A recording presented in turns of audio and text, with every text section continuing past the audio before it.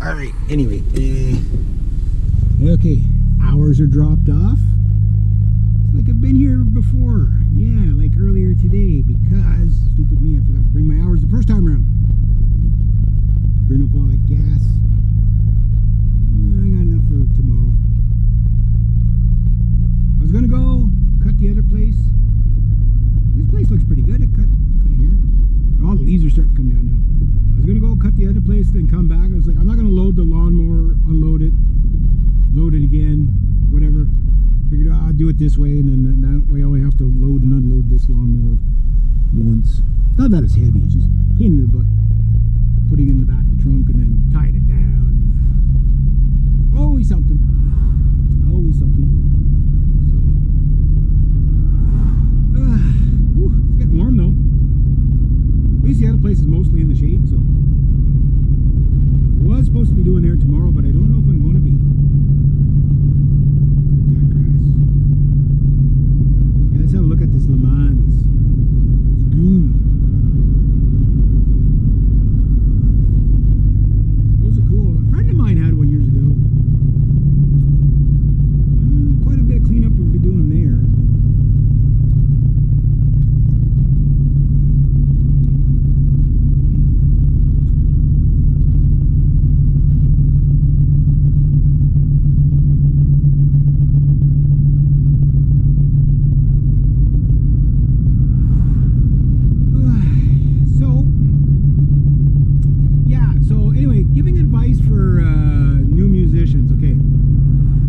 Here's how you save the most money. Is buy your dream guitar, okay, after you've started learning, okay, and you've been learning for a while, and same with drummers or whatever. Don't spend $100 to save 10. This goes with vehicles, this goes with everything. Now with vehicles are money pits, right? That's given. Musical instruments don't have to be, you know? So let's say you don't have a lot of money, but you can pay your rent. You have a little extra money aside to either do payments on a musical instrument, or you could save up, whatever. Here's what I recommend. So you get your learning instrument, okay? Now, rather than going from your learning instrument to another cheap, slightly better instrument, hold out. Just say, screw it. And I know what you're going to say, because when you never spent that much money to begin with, like let's say your first guitar is like $300, okay, which is pretty good. You spend your $300 and you play this guitar for like a year and a half. It gets the job done, but it's, you know, the pickups aren't that great. The you know, the action's not that great, but you can play it, you can learn on it, and you can learn well enough on it that it's getting the job done. Okay? Just live with it. Just, you know, spend your money on good strings. You know what I mean? Just live with it. Learn techniques. Keep learning. No matter, like, don't plateau. Always try to learn something different. Once you've gone as far as you can in one genre, pick another genre as a subgenre, just to see if you can do some fusion. You know what I mean? Now, once you've got your learning instrument and you've been playing for a while and you know you're going to stick with it, start saving up for your professional instrument.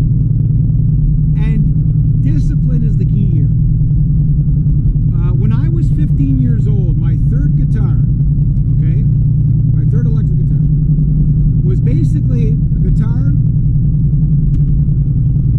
that was, in my 15-year-old mind, was like, I had to buy a guitar that would do me for the rest of my life and cover every genre. My dream guitar at the time was an SG, and the 62 reissue. But however, the 62 reissue, which was $1,100 at the time, I had the money for it. Yeah, I could have bought that. God knows what it'd be worth today in mint condition, right? And whatever. Because at the time, Angus Young was like my guitar hero, right? And I, you know, I love the SGs. But I also, out comes Joe Satriani, Steve Vai, and I love Randy Rhoads, all these guys, Eddie Van Halen, stuff with the, you know, tremolos and stuff like that too. And I'm like, okay, I can't really do dive bombing on the SG because it doesn't have a tremolo, right? So I go into the music store and I have enough money to buy that, but for a little bit more money, there was an Ibanez RG750.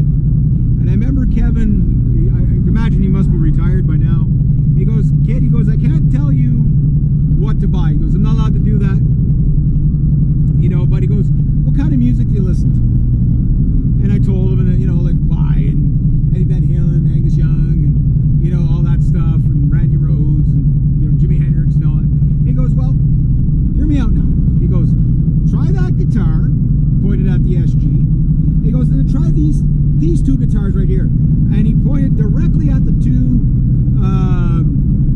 Ibanez RG750s. Nothing else in the store, those two. He was very specific about those two guitars. He goes, just try them, see what you like. And I played the SG60 or the 62 reissue. I loved it. It was great. But then I plugged in the Ibanez and I hit the tremolo, and I was just like, I was blown away by all the different sounds, the 5-way switching, and I was just like, wow, yeah, okay, I'll buy this. This will do everything. You know what I mean? And it did until it got stolen. Yes, I'll bitch about it every single time I mention it. And anyway, long story short, I bought that guitar, and that was one of 3 electric guitars that I had, and it was the only one I played because my 1968 Harmony Rocket couldn't do what my Ibanez did, right? My $150 TCM Explorer that my mom and dad got me for her birthday, which was, you know, I love that. My sister still has that guitar. And that was my first solid body electric. It was made out of plywood, but it looked cool. It was Explorer shape, and I liked it. You know, I liked it because I was also a fan of the Scorpions, and I wanted a Flying V, but I ended up getting the Explorer. I was happy either way. But that guitar didn't sound anywhere near as good or was anywhere near as versatile or play anywhere near as nice as the Ibanez with that Ibanez Wizard neck. That Ibanez, the first generation Ibanez Wizard necks will blow you away of how cool they were. They didn't hold up as long. The newer ones now, and you'll hear guys like me and my age, it's my buddy Paul. You'll hear guys my age say how, oh yeah, no, those other Wizard, the first Wizard necks were much thinner. They were, but they all ended up warped. That's why you don't see too many of those guitars around now. Or you'll find parts for them all over the place because the necks all went squirrely just because they were so thin, right? But they were really awesome to play. They really were. The 80s and 90s produced some really incredible guitar necks. My Hammer Diablo was the same thing, but it suffered the same fate. It warped.